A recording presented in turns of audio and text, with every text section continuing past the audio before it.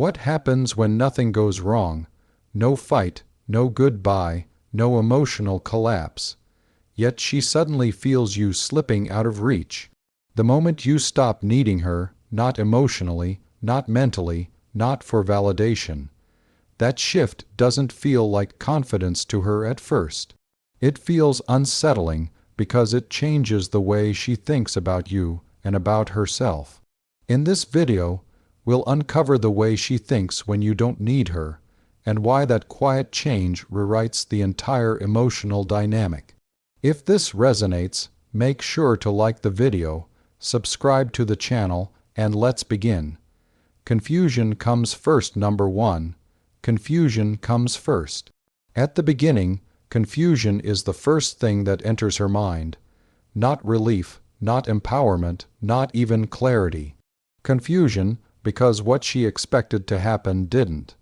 She was used to occupying a specific emotional position in your life. Whether she admitted it or not, she saw herself as the reference point, the person whose attention, approval, or presence still mattered to you in some way. Even distance, arguments, or silence in the past still revolved around her. There was always a sense that she remained central. But when you stop needing her, truly stop, without resentment, without performance, something breaks in her internal map. There is no argument to replay, no emotional outburst to decode, no long message to analyze, just a quiet shift. And that silence doesn't feel like peace to her. It feels unfamiliar. Her mind begins searching for a cause. Did something happen? Did someone replace her? Is this a strategy? Is he pretending not to care? Because from her perspective, emotional detachment has always followed pain, loss, or manipulation. She assumes there must be a hidden motive. What she doesn't immediately consider is the most unsettling possibility that you didn't detach because of her, but for yourself. This is where the stoic element quietly enters. A stoic man doesn't announce his growth. He doesn't justify it. He doesn't explain that he's chosen peace over attachment or direction over validation. He simply lives differently, and that difference creates cognitive dissonance. She can't anchor your behavior to the old version of you anymore. The familiar emotional patterns no longer apply. Confusion grows because there is nothing to push against. No resistance, no pursuit, no emotional demand. She might even test the waters, subtle messages, indirect signals, small emotional probes, just to see if the old reactions still exist. And when they don't, the confusion deepens. What unsettles her most is not the absence of attention, but the absence of need. Need gave her a sense of orientation. It told her where she stood. Without it, she doesn't know how to interpret your presence or your absence. From your side, this phase requires no action. Confusion is not something you create deliberately. It's a natural response to emotional gravity disappearing. When you stop orbiting her, she is forced for the first time to wonder why the center shifted. And that question stays with her far longer than any explanation ever could. Her emotional leverage disappears. Number 2. Her emotional leverage disappears. After the initial confusion fades, something quieter yet far more unsettling begins to emerge for her. The emotional leverage she once relied on no longer produces any effect.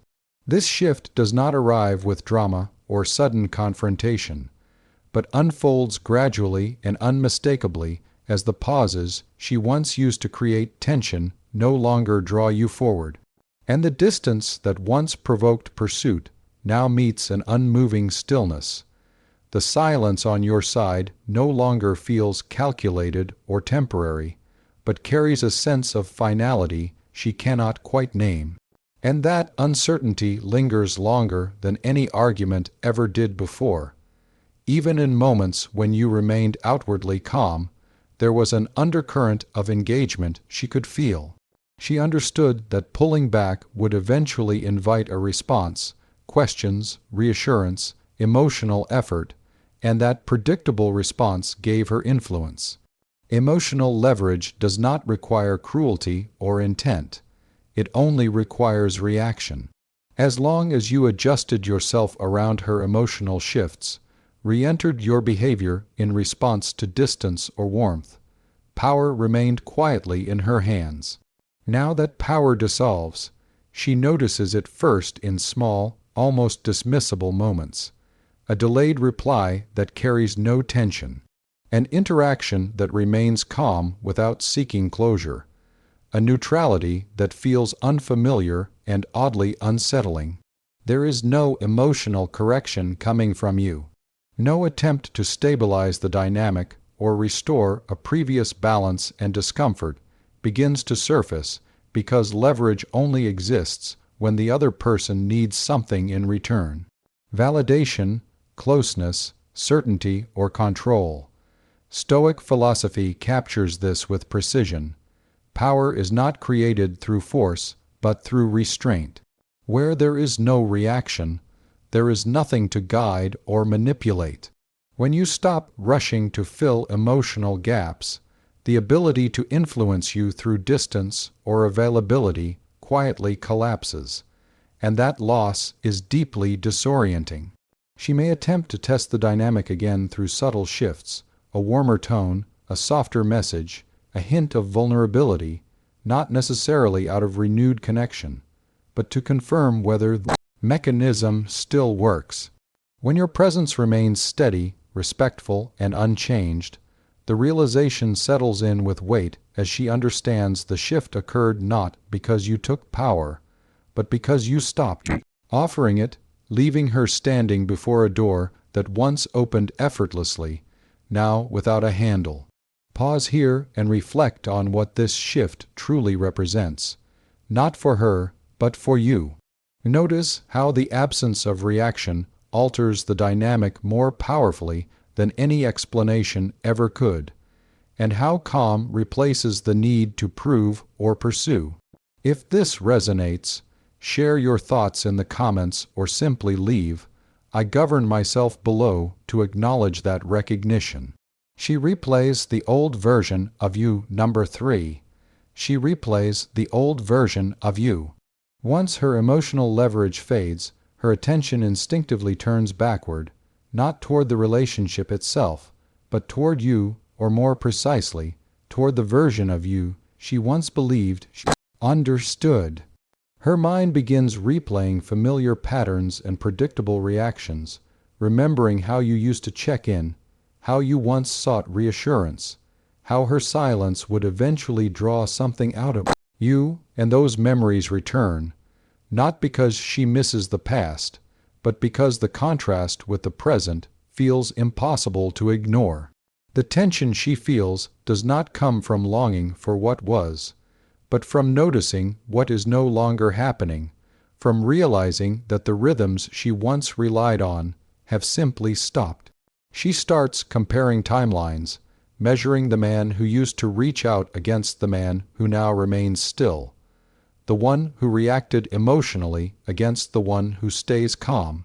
And somewhere in that comparison, confusion slowly turns into discomfort. The earlier version of you gave her certainty because she knew how you would respond and where she stood emotionally. And even when things were unstable, they followed a familiar logic that felt manageable.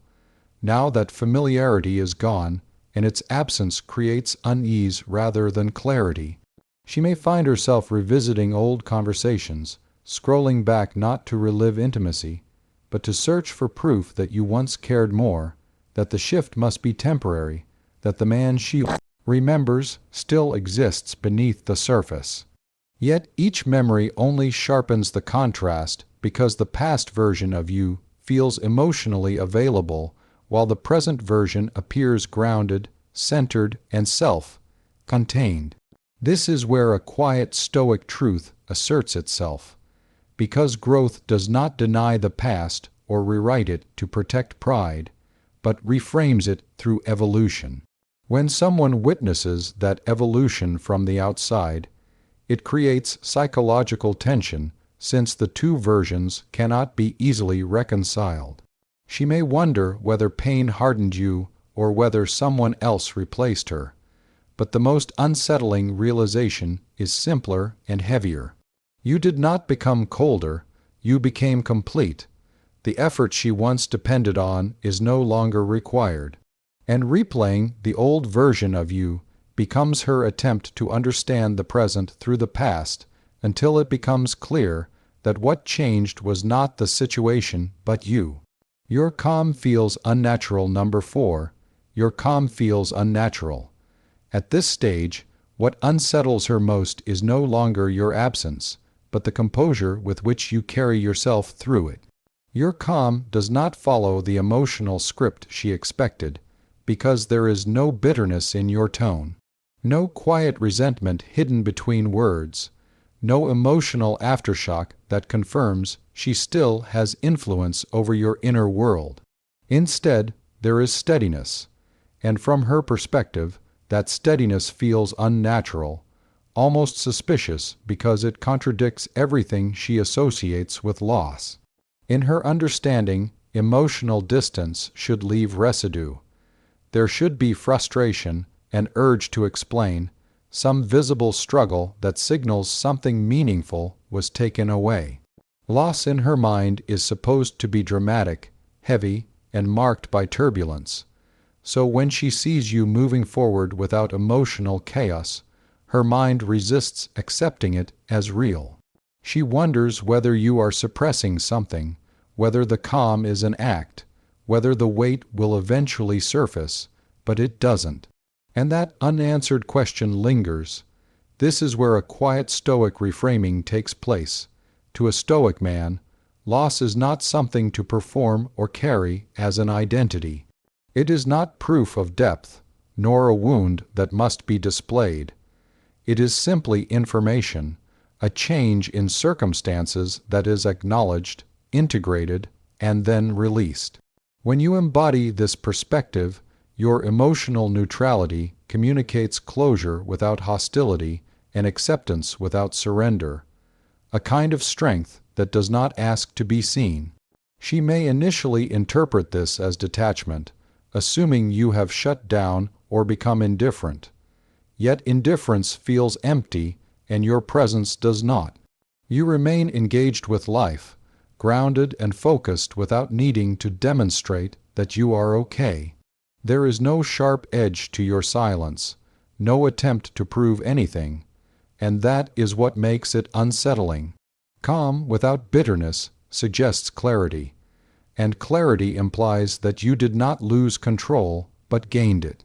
In that realization, your calm quietly becomes power because it reveals that your peace no longer depends on her presence.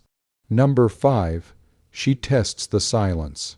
She tests the silence after confusion, the loss of leverage, and the quiet disturbance created by your calm.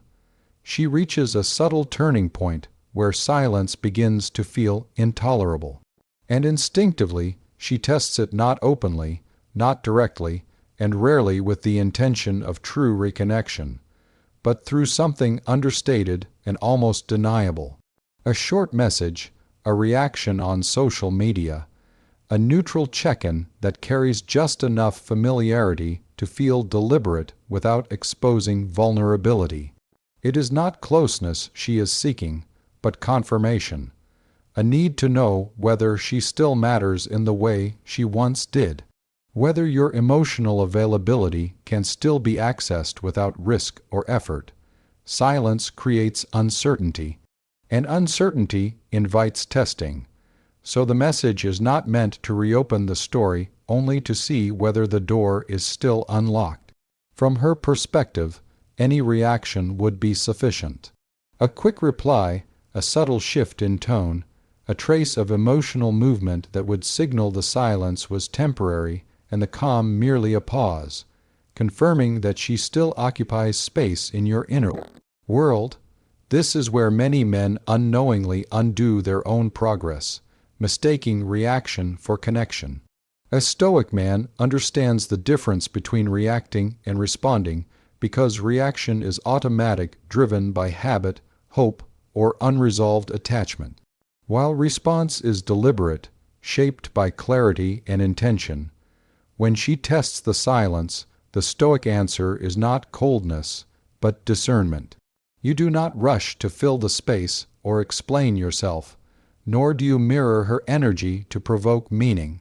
You observe, feel, and assess whether what is offered carries sincerity or is merely a probe, because tests arrive wrapped in ambiguity, not openness. If there is no ownership, no vulnerability, no genuine intention to engage differently, then there is nothing to respond to. In this context, silence is not avoidance, but alignment, a quiet refusal to participate in emotional maintenance or validation loops. What unsettles her is not that you fail the test, but that you no longer need to pass it. Access is no longer automatic, familiarity no longer enough, and silence shifts from something empty into something selective, communicating a boundary without announcement, where restraint speaks more clearly than any reply ever could. Before we move forward, take a moment to pause with what you just heard. Notice how easily silence reveals intention, both hers and yours, and how restraint quietly reshapes the balance without a single word spoken. Ask yourself whether your calm is something you're still defending or something you're finally allowing to stand on its own. If this resonates, I invite you to reflect and share what stood out most for you in the comments, or simply type "My calm no longer seeks permission." Sometimes the act of naming that shift is how it becomes real. She realizes you're not waiting. Number 6. She realizes you're not waiting. This is the moment when something truly shifts in her perception, not suddenly or dramatically, but slowly through observation and absence, through the quiet recognition that your life did not stall when she stepped away, that you are not lingering emotionally in the background, not suspended in uncertainty or waiting for clarity, closure, or a return that may never come.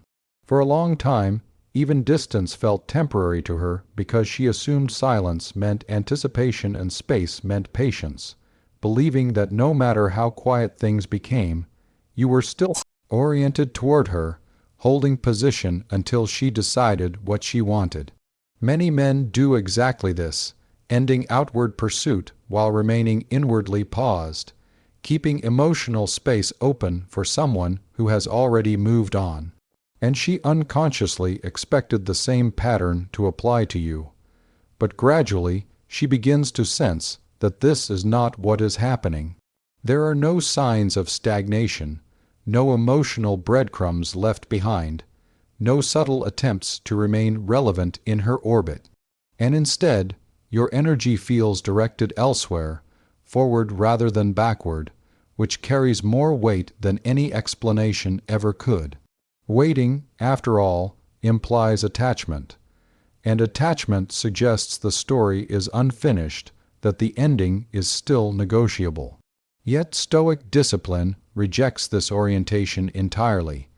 A Stoic man does not move forward to prove strength or provoke regret. He moves forward because life itself does not pause, and neither should he. His growth is not driven by hope of reunion or fear of loss, but by alignment, purpose, and self-respect. And that kind of movement is unmistakable precisely because it does not announce itself or seek validation, but simply continues. From her perspective, this realization is unsettling because it closes a door she assumed remained open, not forcefully or dramatically, but naturally, as she understands that your silence is not holding pattern or a strategy in service of return, but resolution. A subtle urgency may arise now, not because she suddenly wants to reconnect, but because she recognizes that time is no longer working in her favor, since you are not waiting for her realization or delaying your life for her comfort. Waiting would have kept her in control of the timeline, but movement removes that control.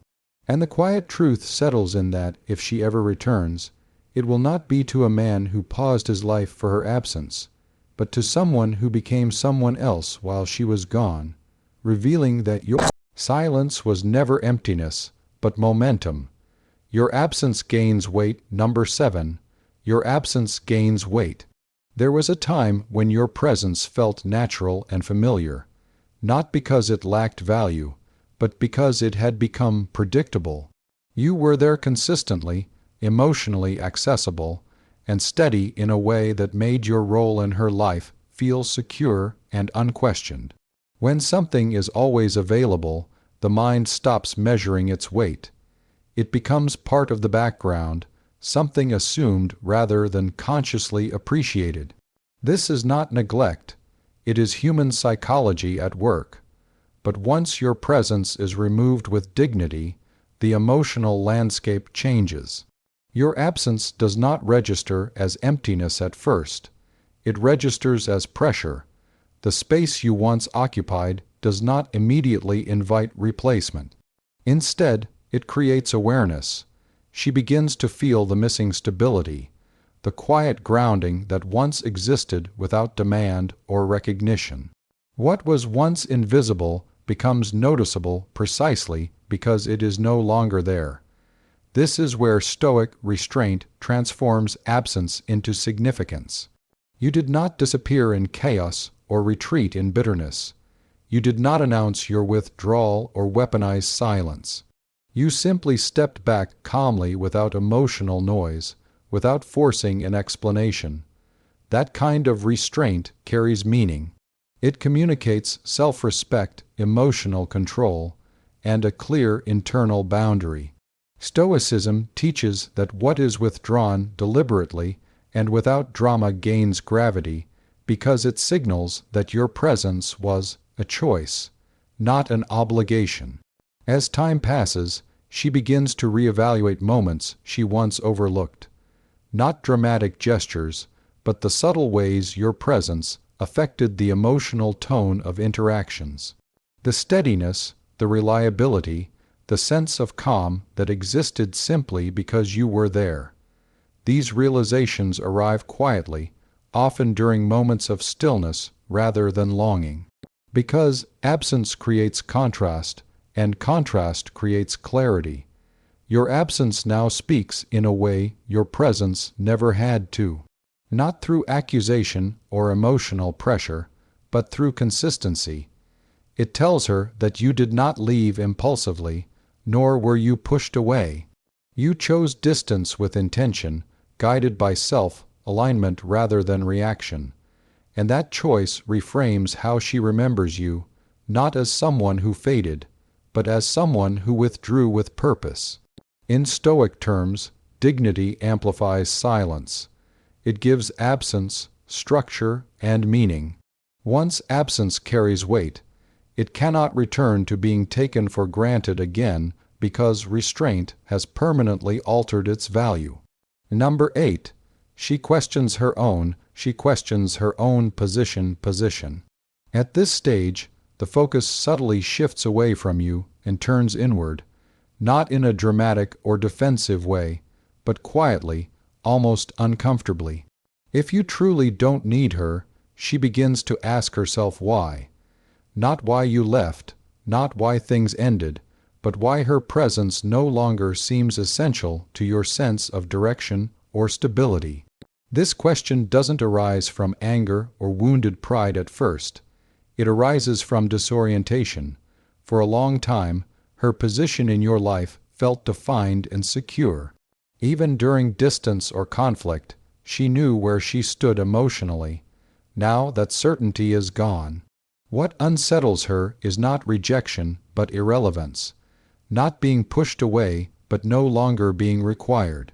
When someone stops needing you, it forces a deeper reflection than any argument ever could. She begins to examine her role not as a source of validation or emotional gravity, but as a person whose influence has limits, and that realization can be quietly destabilizing. She may replay moments where she assumed her importance was fixed, where her presence alone was enough to shape your decisions or emotional state. Those assumptions were never spoken aloud, but they existed nonetheless. When your behavior no longer reflects them, she is forced to reassess her place in the dynamic, not with resentment, but with uncertainty. Because the absence of need removes the framework she once used to understand the connection. This is where Stoic presence becomes unmistakable. A Stoic man does not argue his value. He does not list what he provided or demand recognition for what he gave. He doesn't try to correct her understanding or persuade her to see him differently. He allows reality to speak. Silence, when grounded in self-respect, becomes reflective. It doesn't accuse, it reveals. As she sits with this silence, questions surface naturally. Was she more important to him than she realized or less? Did she misjudge the balance of emotional dependence? Did she mistake consistency for attachment? These questions aren't answered immediately, and that's what gives them weight. They linger unresolved because there is no confrontation to resolve them. In this space, your silence becomes a mirror rather than a wall. It reflects stability, self-containment, and a sense of inner sufficiency that doesn't ask to be validated. And that reflection quietly shifts how she sees both you and herself. Because when someone no longer needs you, the most confronting question isn't about them. It's about what you thought your position truly was. This is the point where the silence asks something of you as well. When need disappears, what remains is not emptiness, but clarity, and clarity can feel unsettling before it feels empowering. Consider how often strength shows up quietly in your own life without explanation or defense. If this resonates, share your thoughts in the comments. Your reflection might reveal something not only to others but to yourself. Number 9. She feels the loss of emotional control. She feels the loss of emotional control at some point. Something becomes impossible for her to ignore, even if she can't fully articulate it. She no longer has emotional access to you, not simply because of silence or distance, but because her influence is gone. Your mood no longer rises or falls with her presence. Your direction no longer shifts in response to her reactions. The subtle emotional leverage that once existed, often without either of you realizing it, has quietly disappeared. This realization doesn't arrive with anger. It arrives with unease. There was once an unspoken rhythm between you. Her changes in tone, attention, or withdrawal used to matter. They prompted reflection, adjustment, response. That responsiveness created closeness, but it also created influence. Now that influence is missing. She notices that your emotional state seems internally anchored. Your calm feels self-generated. Your focus remains steady whether she leans in or pulls away. This is unsettling because emotional control doesn't come from force. It comes from responsiveness, and when responsiveness fades, control dissolves with it. Stoic philosophy places authority inward. A Stoic man does not hand governance of his emotional world to circumstances or people. His direction is rooted in discipline, values, and self-mastery, not in approval or reassurance. When a man governs himself, he becomes emotionally self-sustaining. Validation no longer fuels him. Disapproval no longer destabilizes him. From her perspective, this can feel like a loss of relevance, not because she sought power, but because influence once existed naturally. She may begin to question whether she ever truly understood your emotional core, or whether she only knew a version of you that hadn't yet learned to regulate itself. What deepens the impact is that you never announce this shift. You don't declare boundaries or explain your growth. You simply live differently, and in that difference, it becomes clear that her emotional signals no longer shape your inner state. This isn't detachment born of indifference. It's detachment born of mastery. You haven't withdrawn from feeling. You've withdrawn from being governed. And once that happens, external validation loses its grip entirely. Number 10. She notices your stability. She notices your stability without her. What becomes clear to her is not that you're happy without her, but that you're stable, and that distinction carries far more weight than it appears on the surface. Happiness can be shown. It can be highlighted, exaggerated, or even used as a signal meant for someone else to notice. Stability cannot. Stability is subtle. It reveals itself over time through consistency, restraint, and the absence of emotional volatility. What she senses is not a performance or an attempt to prove anything, but the byproduct of a life that has quietly found its center somewhere beyond her reach. You don't seem restless or reactive. There's no tension in how you move through the world, no emotional spikes meant to draw attention, no urgency to demonstrate that you're doing better without her. Instead, your presence feels grounded, contained, and internally aligned. That is what unsettles her. There's no visible crack to analyze, no emotional imbalance she can respond to, no familiar role she can step back into. Your calm leaves her without a script. Before, even when things were uncertain, your stability was partially intertwined with her presence. She could feel that she anchored a part of your emotional world, that her reactions still influenced your direction. Now she notices something different. The anchor has shifted inward. Your routines continue. Your decisions hold their shape. Your sense of direction doesn't wobble based on her proximity or absence. You're not emotionally orbiting her anymore. And you're not reacting to the space she left behind. You're simply living from a place that no longer depends on her involvement. Stoicism teaches that peace is not meant to be displayed, announced, or defended. It is meant to be embodied. A Stoic man doesn't chase happiness as a signal to others. He builds inner order. That order shows itself quietly through calm focus, deliberate action, emotional consistency, and the ability to remain steady regardless of external shifts. When your life stops revolving around another person for emotional balance, stability doesn't need effort. It emerges naturally. Over time, she begins to realize something that's difficult to ignore. Your peace did not require closure from her. It didn't need an apology, an explanation, or even acknowledgement. What stands in front of her now is a man whose internal structure holds on its own. And that realization settles deeply because it shows that what you've built is not fragile, not conditional, and not dependent on her presence to remain standing. Number 11. Respect replaces comfort.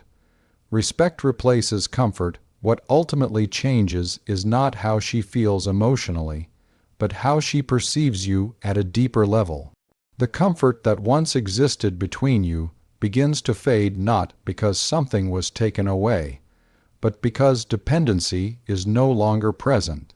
Comfort thrives on familiarity, on predictable emotional access, on knowing someone will be there to soften uncertainty. When that structure dissolves, comfort naturally weakens, but in its place, something more enduring forms. Respect. This respect doesn't arrive as admiration or longing. It emerges quietly through observation. She notices that you didn't collapse when the emotional bond loosened. You didn't seek reassurance to fill the space. You didn't negotiate your value or stay close at the expense of your own clarity. Instead, you chose self-respect over emotional comfort. And that choice reshaped the dynamic. Stoicism places self-respect at the center, not as ego, but as alignment between values and action. A Stoic man does not preserve comfort if it requires self-betrayal. He understands that reassurance can soothe temporarily, but it weakens character when it becomes necessary. By stepping away from emotional dependency, you didn't become colder, you became more defined. From her perspective, this shift is deeply felt, even if never acknowledged. Comfort allowed ease without effort. Respect introduces boundaries, discipline, and autonomy. When she realizes your emotional presence is no longer freely available, she also realizes it was never guaranteed. That awareness reframes how she understands your place in her life. She may never name this respect or express it outwardly, but it shows in how she thinks about you now. There is less entitlement, fewer assumptions, and more consideration. She recognizes that you are no longer someone to lean on emotionally without consequence. And paradoxically, that makes your presence more meaningful than before. This is the Stoic trade-off. Comfort fades when dependency disappears, but respect grows where self-governance exists. You didn't ask for respect. You didn't demand recognition. You lived by your standards, and that quiet consistency made all the difference. As you take this in, pause for a moment and turn the focus inward. Reflect on where comfort once guided your choices and where self-respect now sets the standard. Notice how the shift from being needed to being grounded changes, not just how others see you, but how you move through the world. This is a quiet turning point, one that doesn't ask for reaction, only awareness. Sit with that and consider what it means to live by your values rather than your need for reassurance. She understands too late what changed. Number 12. She understands too late what changed. Eventually, clarity arrives, but it comes quietly and often too late to alter anything. There is no dramatic realization, no sudden confession, no moment where everything clicks at once. Instead, understanding settles in slowly through reflection and distance. She begins to see that you did not withdraw emotionally out of anger, disappointment, or indifference. You didn't leave to punish or provoke. You didn't detach to create longing. You simply outgrew the need that once tied your emotional state to her presence. This realization reframes everything that came before. The confusion, the loss of leverage, the silence, the calm, the stability, it all aligns into a single truth. What changed was not your feelings, but your relationship to them. You stopped organizing your inner world around outcomes you could not control. And in doing so, you quietly reclaimed something most people never fully possess: freedom. Stoicism teaches that freedom is not about walking away from people or circumstances. It is about no longer being owned by them. When a man governs himself, he is no longer pulled by hope or fear, approval or rejection. His actions are guided by principle rather than anticipation. That shift is subtle, but once it occurs, it is irreversible. She realizes now that you didn't need closure to move forward. You didn't wait for understanding or validation to restore balance. You accepted reality as it was, and chose to align your life accordingly. That acceptance is what allowed you to remain calm without suppression, distant without bitterness, and present without attachment. By the time she understands this, the dynamic has already changed beyond repair. Not because you close the door, but because you no longer stand behind it waiting. You are not emotionally unavailable. You are emotionally independent. And independence does not argue for itself. It simply exists. There may be moments where she wonders whether things could have been different had she recognized the shift earlier. But that question no longer reaches you, not because you are guarded, but because your sense of direction is no longer tied to retrospective outcomes. You are no longer defined by what might have been. This is the quiet conclusion Stoicism points toward. Growth does not announce itself, and freedom does not seek recognition. You did not walk away from her. You walked toward yourself, and by the time that becomes clear to her, you are already living in a place where understanding is no longer required. Conclusion: what all of this leads to is not a dramatic ending, but a quiet conclusion. You didn't need to explain yourself. You didn't need to win an argument, get closure, or prove your worth. By choosing self-governance over emotional dependency, you allowed the dynamic to resolve itself naturally. What changed wasn't her behavior. It was your center of gravity. And once that shifts, nothing needs to be forced anymore. The peace you found didn't come from distance alone, but from no longer needing to be anchored to someone else's perception. That is the kind of freedom Stoicism points towards: silent, grounded, and irreversible. If this perspective resonated with you, make sure to like the video to support the channel. Leave a comment below and share which part of this shift stood out to you the most. And don't forget to watch the recommended videos on screen. They dive deeper into emotional independence, quiet confidence, and the power of calm presence.